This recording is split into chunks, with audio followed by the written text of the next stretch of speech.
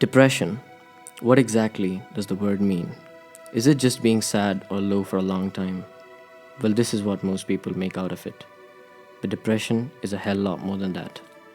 Being depressed or sad is completely different from suffering from depression. If you don't believe me, I can give you a glimpse of the life of a person, or rather a friend, who has endured the emptiness and darkness of depression. This is a story of a kid not too different from us, but there was something very painful hidden behind those cheerful eyes. A troubled childhood can always tear a person apart. You're not the person you have to be when the noises of your parents fighting keeps ringing in your head. It is something that changes you as a person forever. And when you finally find peace in something, you start enjoying it as if that thing is made just for you. You start to feel more complete. Your life is finally happier. But then, life is so unfair. Life has brutal ways of hurting you. You're stripped of your passions to follow a path chosen by people who destroyed your childhood. He then started living a life he didn't choose. There was this black cloud of grief and self-reproach that followed him everywhere.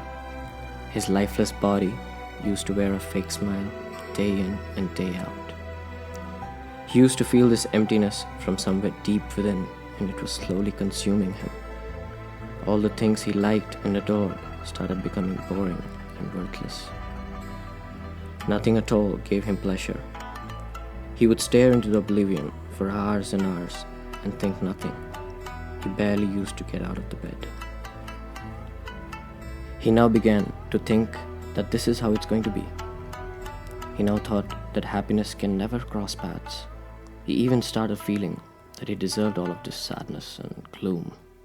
He couldn't feel love, hatred, happiness, laughter, just nothing. He felt nothing. He would cry for hours and hours together, without any reason. Sometimes there was no trigger at all to his sadness. This dark cloud never ceased to follow him. He then started feeling worthless and suicidal. That is the time when we were lucky enough to rescue him and say, "You are not alone."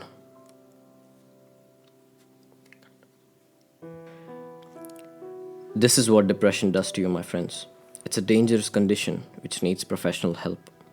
According to a study conducted by WHO's World Mental Health Survey Initiative, 37% of Indians are suffering from major depressive episodes, and 9% of them from prolonged depression. And in fact, India is one of the most depressed countries in the world.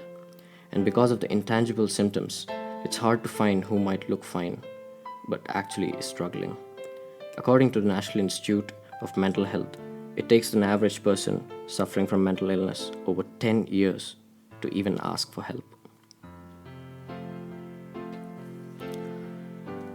So if you know someone suffering from depression, encourage them to go to a therapist.